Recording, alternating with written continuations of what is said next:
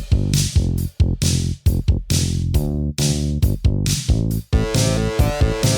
got you into a Remington party. What's my thanks? It's on the hallway carpet. I got paid in puke.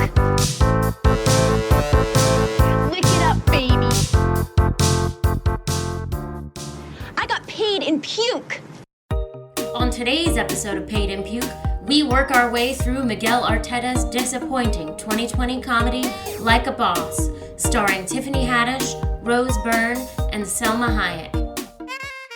Why is dream sex way better than real sex? Because they come when you want them to. Girl, that is so true. When I'm done, they done. Hello. You ever think about all the stuff we've done and wonder how we did not die? That's not her real hair. It's a cultural thing.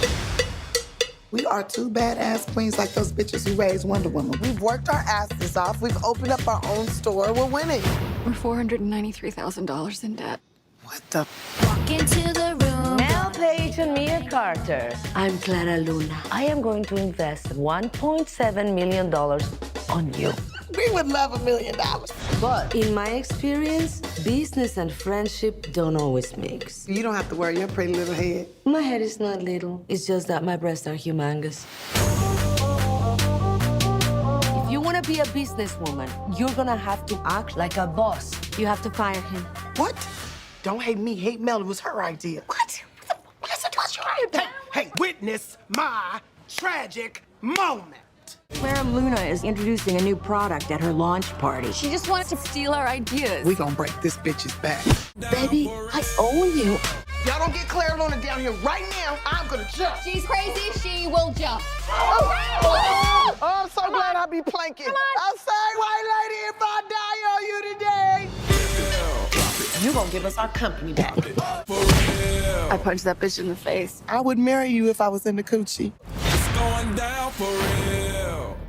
Today's episode of Paid in Puke, we're talking about the 2020 film Like a Boss, directed by Miguel Arteta and written by Sam Pittman and Adam Cole Kelly, and it's their first screenplay, and it shows. And it's about two childhood friends, Tiffany Haddish and Rose Byrne, who are now in their 30s, and their friendship is strained when a wealthy entrepreneur, played by Selma Hayek, purchases their failing makeup boutique. We're here with Amy Green. Hi. Christina Barr. Hey, guys. And me, Jessica Baxter. Let's talk about Like a Boss. Crickets.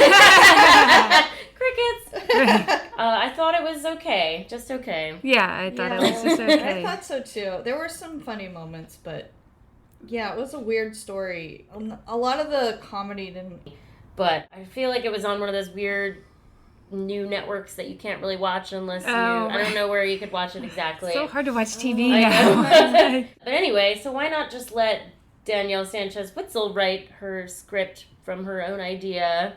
Right. I don't know whose idea it was to be like, instead, let's have these two first-time men write this movie. Right. I mean, on one hand, it's like, well, that's nice that they want to write a movie about women friendships and the makeup business, I guess. Yeah. You know, Yeah. like, that's nice. Sure. I mean, that's good. That's a good review. Thanks. Right. Yeah. Other than that, he was ably backed by Stone and Jeff and drummer Eddie Vedder. I mean, that's good. That's a good review. A compliment for us is a compliment for you. There's always a singles quote for us. I like that. I think the leads are very good, very strong. You know, Tiffany Haddish and Rose Byrne are really great. I love them. The story was just not that... I was not that interested in, like, this makeup business. It was kind of nonsensical. Salma Hayek, the evil makeup lady. What? She's like, so she buys businesses to just destroy them, it seems right, like she paid off their $500,000 debt and then made a product like theirs. I'm like, I don't really even get what is happening. I don't think it was a totally well... They're like, oh, we saw your online sales, and they're...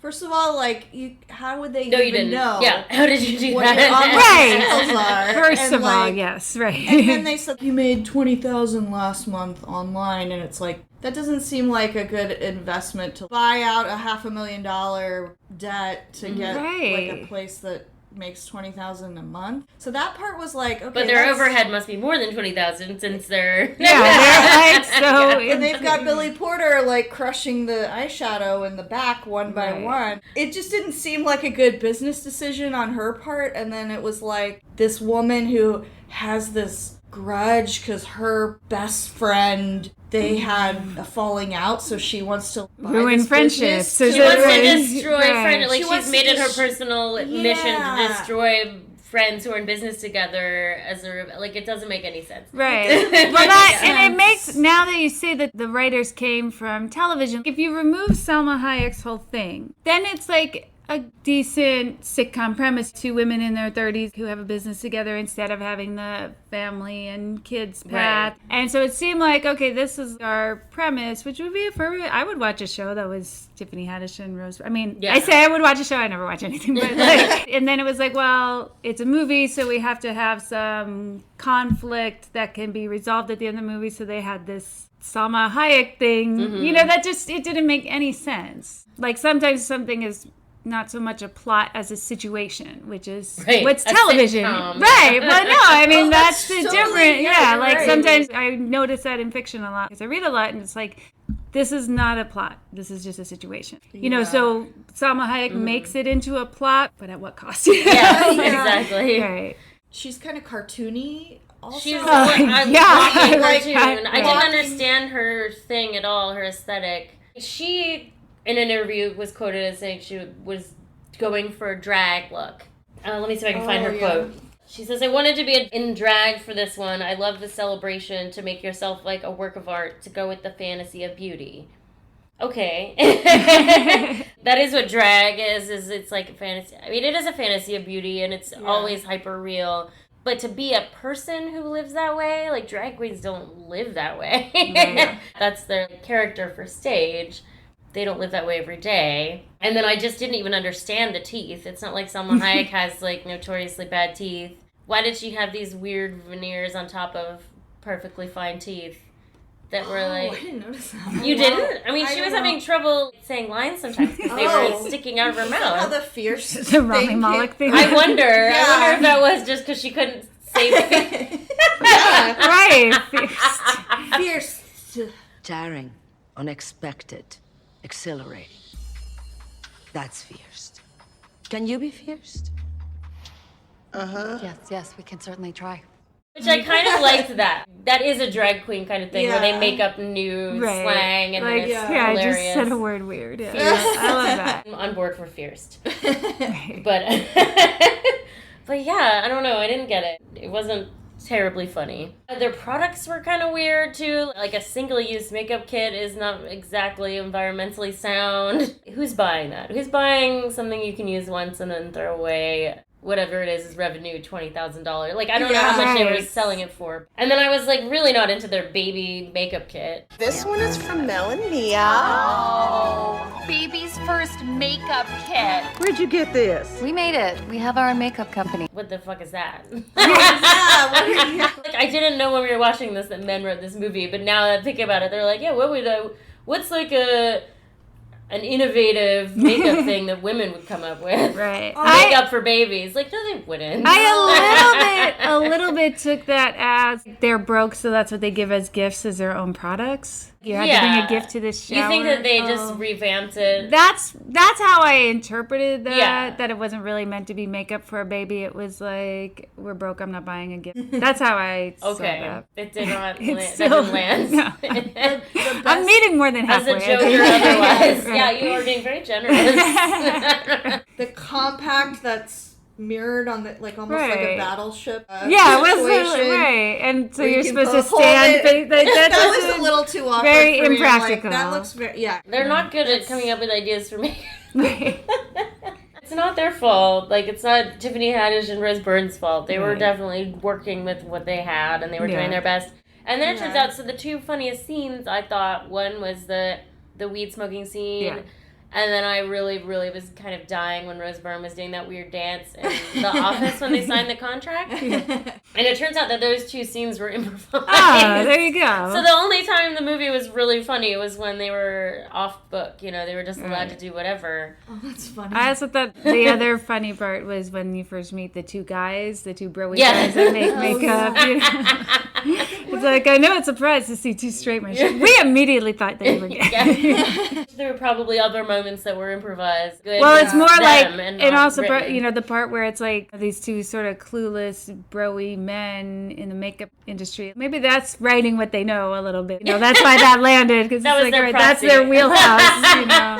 Like, those two guys were their proxy for sure. I kind of wanted them to get some guys to get a little more skewered or something with their get some beauty brand, but by the way, one of those, the blonde guy was Ryan Hansen. That's Ryan Hansen, who's in Veronica Mars, but also Ryan Hansen solves crimes on television. The only show that they've written. One episode. Yeah.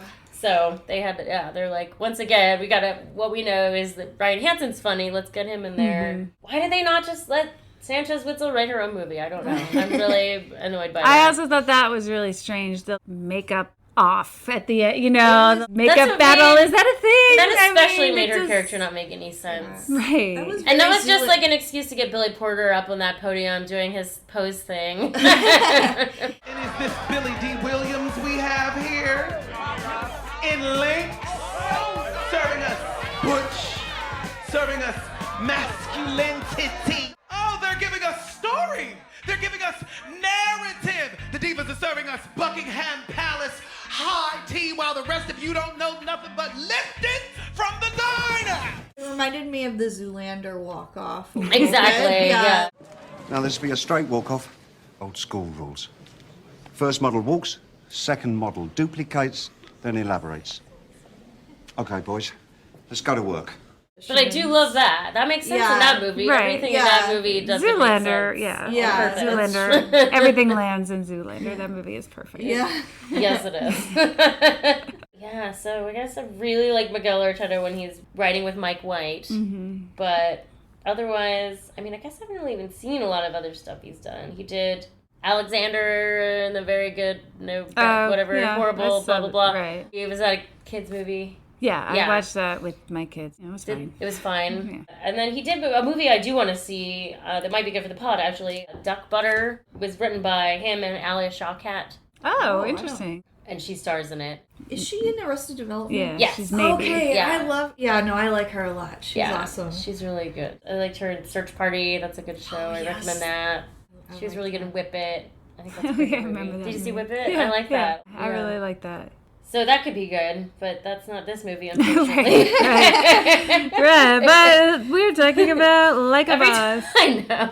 I hate to say this for another hot prob, and I hate saying this because I, in general, love her. I don't get what Jennifer Coolidge is doing in this movie. I just don't get her whole thing in this movie. I feel like none of her bits landed at all either. Yeah, that's what I mean. I don't get what's happening with her. Yeah. How are we going to rebrand for Claire? What is our story?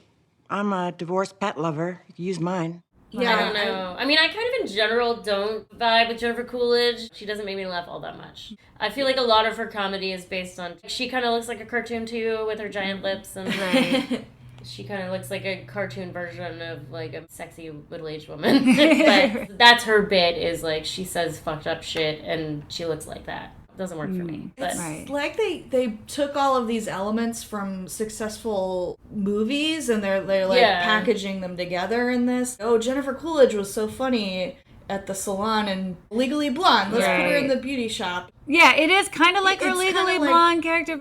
It's just like not right. But they forgot that there was a script written too there. You can't just hire her and then be like, go. Do your thing. And same with Billy Porter. He's awesome, but I feel like they were kind of leaving too much up to him. Yeah. He seemed like he was left flapping in the breeze a little bit. Mm-hmm, totally. I feel like Byrne and Tiffany Haddish can handle more of an open concept. Mm-hmm. When they're allowed to be funny, they can really run with it. But then maybe some of the other actors need a little bit more structure that wasn't provided to them. Which is a shame. Right. I guess another hot prob, though, for me was just like if Mia... I forget which is which. Okay. Mia is Tiffany Haddish. Oh, okay. I think. Yes. Yes. Mel is Rose Byrne. We can maybe remember that because Mel, like Melbourne, like she's Australian. Okay. I think I'll remember it she's now. married to Bobby Cannavale. I know. I'm well aware of that. They're not married. But, you know, they're I like that, though. I love it when people shack up and don't get married, too. Yeah. I mean, whatever you want to do, obviously, but I like that. Yeah, Bobby Cannavale is one of Amy's favorites. He's in my top 5. Top 5. I really was excited about this movie, and I thought it had a lot of promise, and I was disappointed. What else? Is that all the pros you guys have? I think probably. Next call. We can say some nice things. Yeah. The scene with the baby shower, I thought, was very good and very funny. And then when they were smoking right by the baby. And how the new mom is saying how terrible and difficult it is. Like, this is the first time I've left the house in like 3 months. You know, she's like, and then she's like, and you gotta do it. Like, it totally is what motherhood feels like. Oh my God, it's the worst. You have to do it. Yeah. Are you sure you don't want one of these? Right. But I also feel that way, you know. I feel like, you know, having kids sucks in a way, but it's because I always wanted to have like another child, and it's like, but that would suck. I'm like, yeah, but I mean, having kids sucks kind of anyway. You know? I don't know. It's terrible and wonderful. Right, it's true. right. But you don't have to do it. I do not feel Right. Yes, I definitely don't feel that way. You do hear that a lot, though. So at least there was that. Like, they got that much of it. Right. And then I liked the whole sort of idea that they were, for the most part, unapologetically living their lifestyle, which was so alternative to the rest of their friends. You know, I feel like other people maybe gave them a bit of a hard time about like, oh, they still have roommates, no one's married, no one's having kids, but it really worked for them. Like, I loved that they both were having casual sex, and it was just like whatever. And that's also why I feel like I see it more of like a sitcom premise. They hinted at both people's backstories. Rose Byrne's mom was like a drug addict or something. She moved in with Tiffany Haddish when they were in middle school, I think, because her mom died or got drugged. I don't think her mom died. No, Tiffany. I think her she mom was just an addict. Yeah, felt very TV set up that like, you know, eventually some big deal is going to play that mom. The mom's going to show up. Yeah. Jane Fonda or something. You know? Yeah, totally. The friend group was kind of confusing to me because I thought that at the baby shower they were all sort of negative towards the girls not being married or having kids or something. But then when they broke up, they had like the montage of all of them going, you guys were such good friends, and but I don't know. I guess I was kind of confused.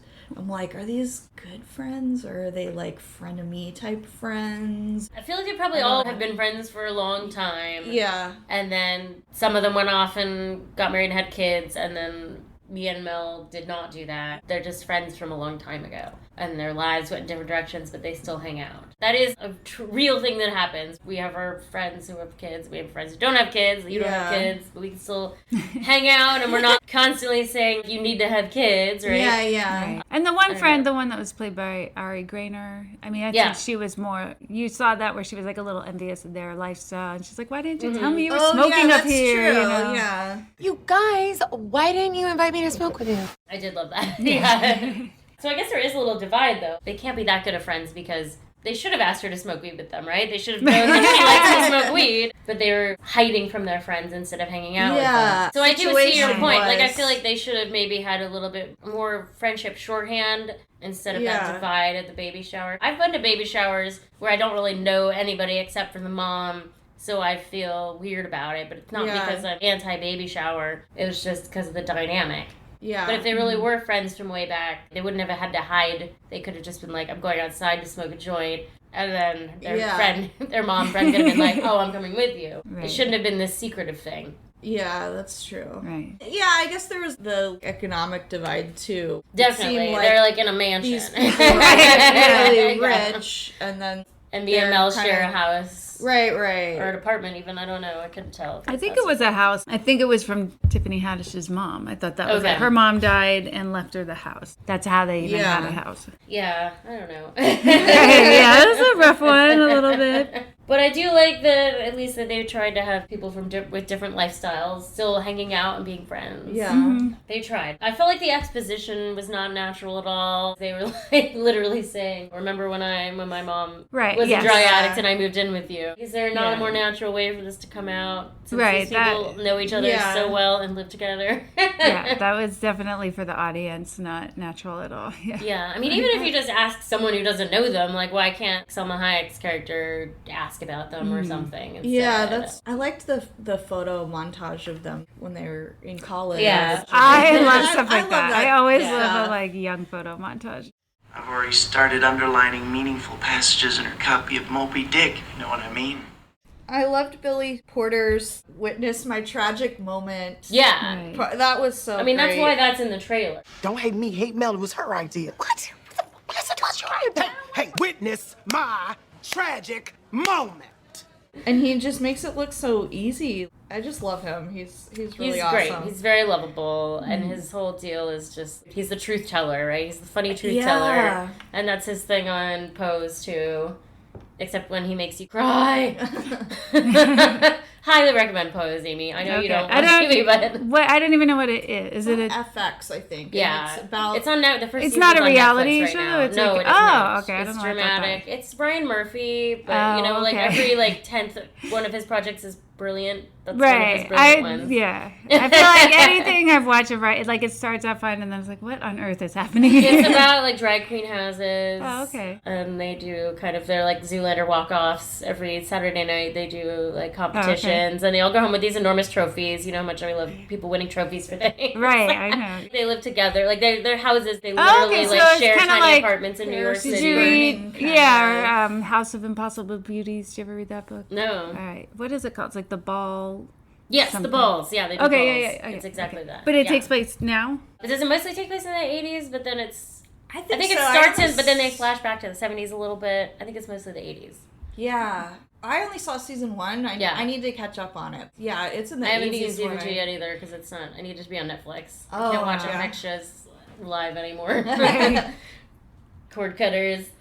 But, it's so good. And he's the host of the balls. He describes everybody's outfits, and then he's also everybody's confidant, even though there's warring houses, but he's the neutral party that everyone comes to, and he sorts them out, but he also has his own story. He loses a lover to AIDS. Right. And that's the thing I always forget. It's you watch something that's gay-centric, takes place in the 80s, it's you gotta know what's coming. Yeah, I end up being surprised every time. When I read that book, it was oh right, I should have seen this coming. Half the characters are gonna die. And then there's lots of trans characters played by trans people. Oh, it's cool. It's a good showcase for trans actors. It's nice to see that.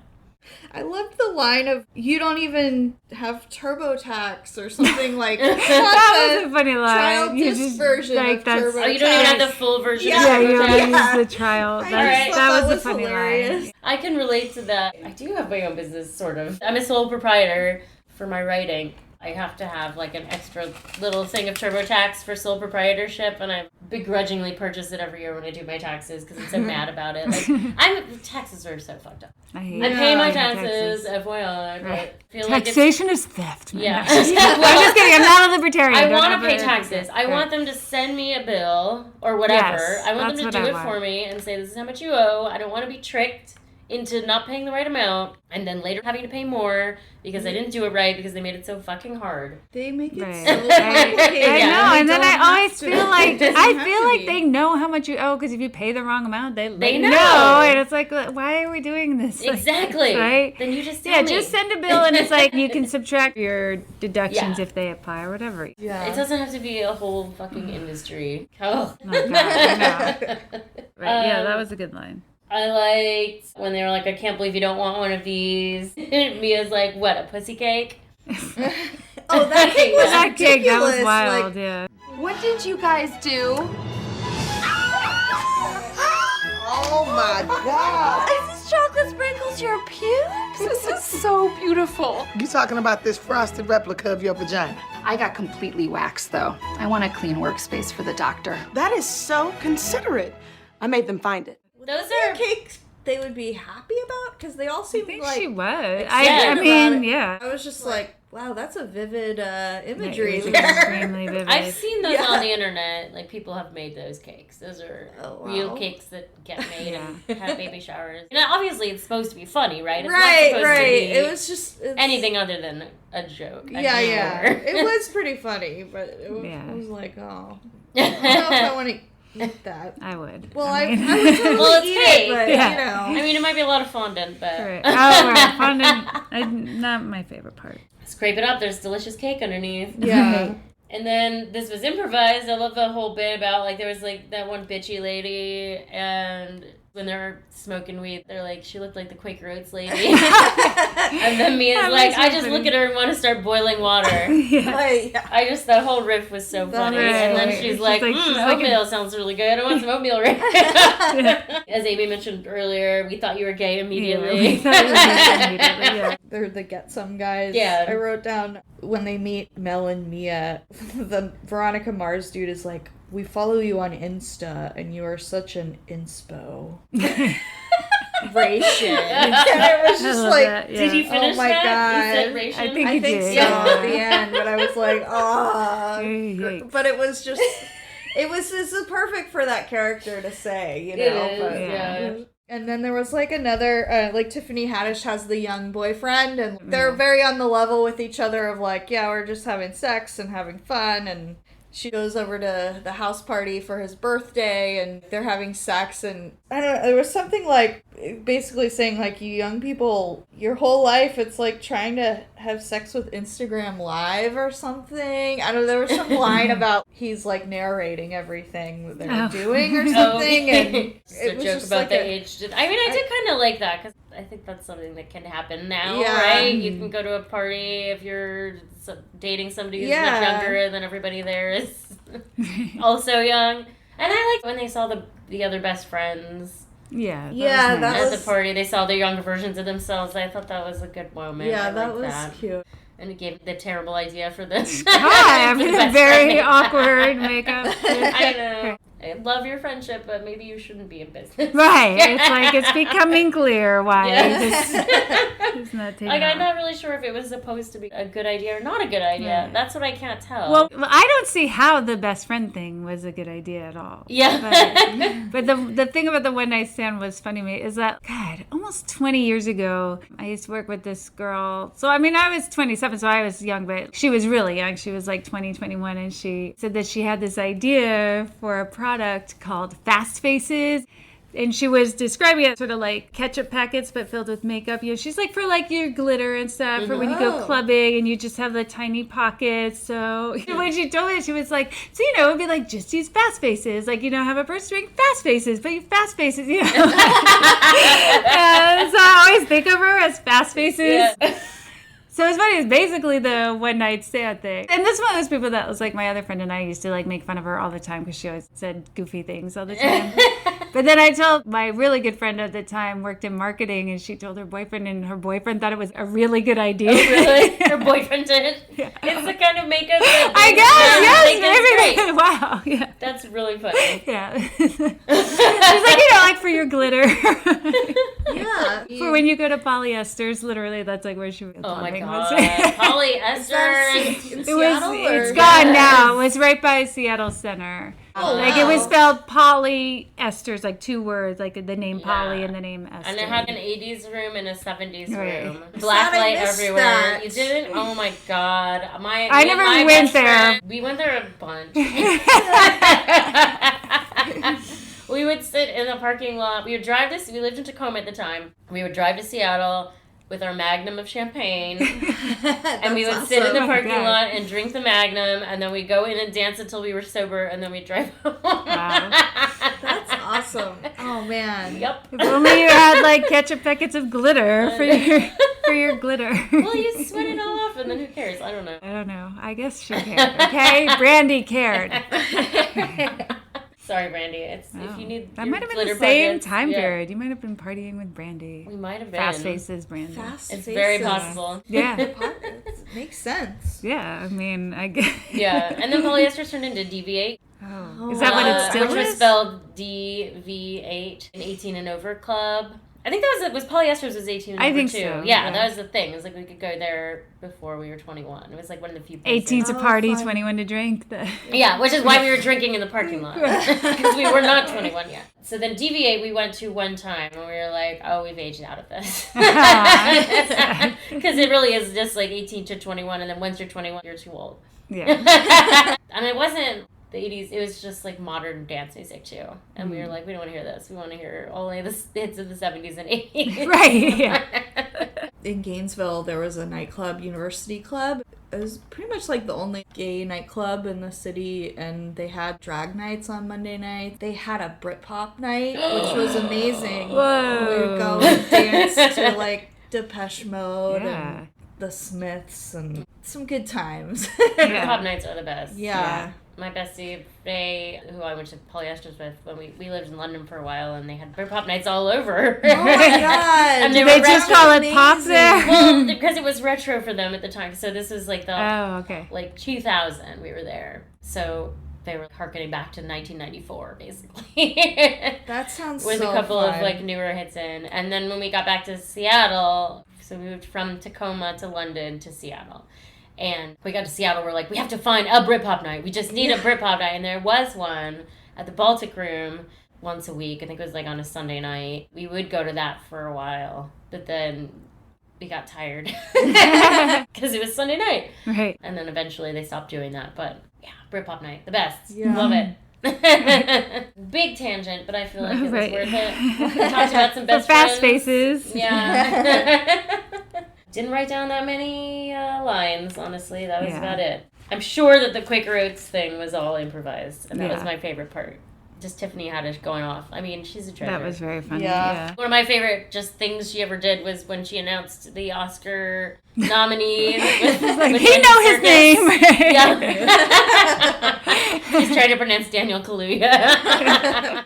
For performance by an actor in a leading role, Daniel Kaluuya. Hallelujah. Hallelujah. Daniel Kaluuya. Kaluuya. Hallelujah. Yeah, you know it. He know his name. And Get Out. For best documentary short subject, heroin, knife skills, and traffic stop. All these titles make a woman from an urban area very uncomfortable. I'm just saying. No, I'm totally up with it. I love that. Oh, she's so great. And Rose Byrne's funny dancing is the best. Yeah. What else does a suicide need, huh? Now, if you'll excuse me. I was excited that the ex-friend ended up being Lisa Kudrow because I do love her, but they didn't really do anything with that whole thing. That seemed a little bit gross, kind of. It was like, oh, now there's just a bunch of women yelling at Salma Hayek. The story was so nonsensical that she wasn't enough of a villain for that to be satisfying. Like, it was like, oh, yay, look, they're all yelling at Salma Hayek now. Totally. Yeah. There was just way too much fighting, being mean to each other, and I didn't buy the whole ghost pepper thing. Like, who would, yeah. Like, why would you do that? Even if you're fighting with your friend, you're not gonna do that to them. Right. I just didn't like that. I feel like that's when it really showed that it were written by men. Yes. They're Yeah. like, oh, yeah, women love to squabble, right? The whole thing felt like write about something that you don't know much about. Yeah. And that's what you got. Right. I know. It was an idea by a woman. Just let her write it. Yeah. Ugh. So what we haven't done yet is the lunchtime poll. Oh, yeah. So this is what's called a lunchtime poll. Lunchtime poll question was, what small business would you start with your bestie? I think I would do a bed and breakfast. I think that would Oh, be wow. so fun. And then I could make cinnamon rolls for the guests. Yeah, your cinnamon and rolls have are the coffee. shit. Those are good, yeah. That'll be my little responsibility, I guess. I don't know. And then I'll do some cleaning. I don't know. I think that would be so fun. And we could make friends with all the guests. And What kind of structure would your bed and breakfast be? Like, what kind of house? Because, you know, there's all different ways to decorate a bed and breakfast. What would your, like, motif be? The motif, that's a great question. I don't know. I think I'd probably just make it very kitschy, kind of. Oh, okay. It would be fun. Maybe, like, each room could have a theme or something and have, like, interesting board games and books in the rooms. I think I that would like be that. fun. And then, I don't know, maybe have some animals, some cats, definitely. Yeah, you gotta have cats. You gotta have the cats. Yeah. So I think that would be a fun one. I think as soon as you open a bed and breakfast, a cat shows up. Yeah. Yeah. Cool.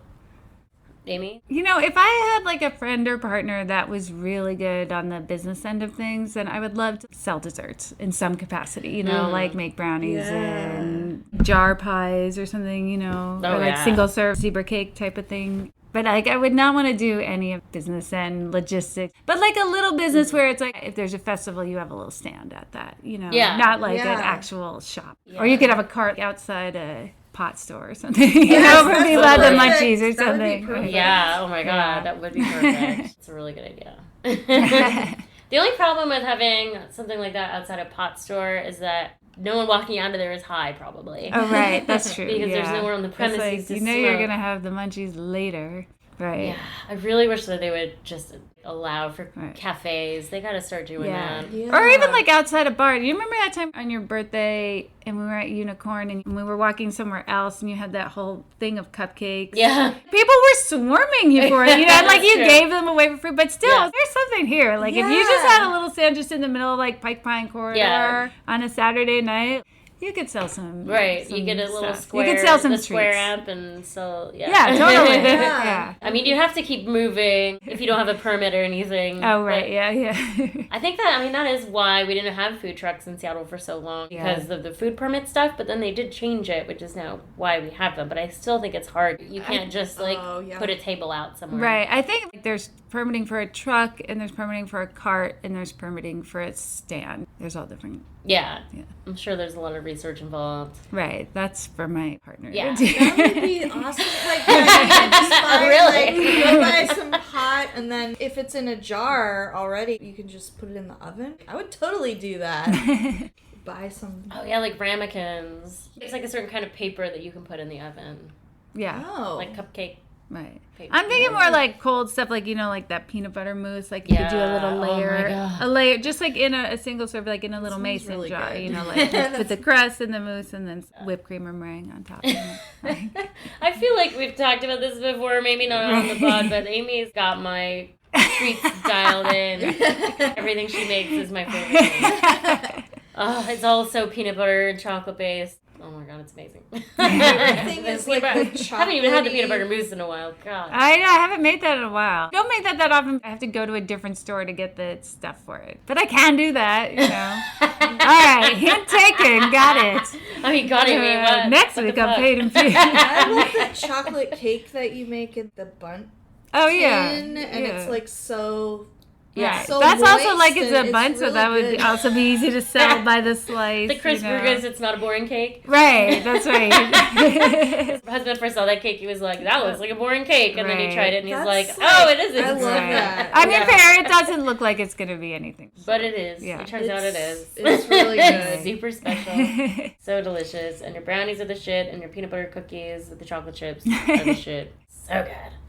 I'm not as into the zebra cakes, but I know that a lot of people are really into them. That's actually my favorite thing I make is the zebra cakes. And your son's as well. Well, I just got a shout out to my friend Faye, who my polyester sister, she's my bestie in college. We still hang out. Love this girl. We had a million business ideas, but one that I still think about a lot was our nacho restaurant. Ooh. And we were going to have a back room with a Britpop night. When we first conceived of this idea, we were like, back room, Britpop night, front room, nacho bar. There's a million toppings. It's like, you know how at Pagliacci, like you get a slice and then it goes through the little toaster? Yeah. Kind of like a Subway. No one's like grabbing their own nachos. You start with a plain plate of chips, and then you're just like this. Put it through the thing. You get your own personal nachos at the end. Oh, that is a good idea. That is Oh, you could put like Beyond on it. Yeah, you know, you could definitely. Any kind of cheese. Right. If you like tortilla, if you like your cheddar, goat cheese, obviously. Obviously. Oh, Mama Dessert Loves nachos, peppers. probably. Yeah. It's such a versatile dish. Exactly. Yeah. It goes for a lot of dietary. Yeah. Vegetarians, gluten-free, right. vegan. We can have vegan cheeses. Oh yeah, it is really easy to customize. Yeah. Right. Tortilla chips are usually gluten-free. They usually are, because they're corn. That's an awesome idea. Yeah. I still like that idea a lot. I still think we should do it, Faye. I hope you're listening, Faye. We should have her on the podcast. Yes, Like, I've that'd invited be her. awesome. She needs to pick a movie. That'd I be definitely so want cool. Faye on the podcast. She's also who I wrote Snow Day Bloody Snow Day with and directed it with. Faye's been in my life for ages. Love that girl. She was my one and only maid in my wedding. Oh, right. Maid of only. I think we talked about before, like you have your Golden Girls, which you have a few, and then you have your one Grey Gardens your Grey Gardens person, friend. right? She's Like definitely your my Grey Gardens friend. right? Yeah, depending on how things turn. 100%. All our raccoons and cats. Definitely would have to be a dog there too. She's a dog person. The thing she lamented the most when we lived in a series of apartments was that you could never have a dog in an apartment. Oh, it's hard to find a dog-friendly place. Yeah. How very. Oh, well, that was good. That's fun. Lunchtime Poll was good, yeah. Lunchtime Poll. All right. Any closing remarks about Like a Boss? No. Well, I want to end positive. I really liked Rose Byrne's clothes in this movie. Oh. Yeah. I didn't particularly notice them. I just liked her style. It was like normie, but with a little bit of pizzazz. Little flair. Yeah, a little flair. Cool. There was something I really liked. I read this review with Miguel Arteta where he talked about how Tiffany Haddish was the caretaker on set. Oh. And Billy Porter mentioned this in an interview too. Every Sunday she'd have a potluck dinner at her house that all the cast and crew could come awesome. She just That's really nice. Yeah, that just kept up morale. And anytime anyone's got a problem, she's there to solve it. That's good. So. I always like when it feels like the people had a good time making a movie. Yeah, it seems like they really did. Billy Porter had nothing but nice things to say about working on that movie. I mean, I'm sure he seems like the kind of person who, if you don't have anything nice to say, don't say anything at all. And Tiffany Haddish's stand-up on Netflix is really good. Oh, I think it's called Black Mitzvah. It's so good. Awesome. I really liked her book, The Last Black Unicorn. And she narrates the audiobook. Ooh. Oh, which I highly that's recommend. awesome. I could just listen to her voice all day long. Yeah. I gotta get that. My mom would love that. She loves audiobooks too. Yeah. That's it. Like a boss. On the next episode of Paid in Puke, we have shitloads of spirit for Peyton Reed's ahead of its time cultural appropriation indictment, Bring It On, starring Kirsten Dunst, Eliza Dushku, and Gabrielle Union.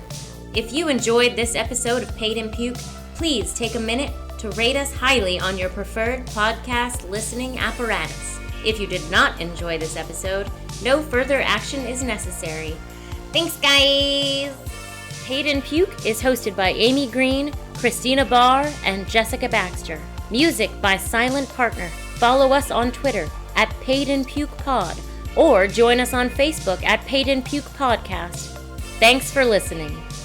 Lick it up, baby. Lick it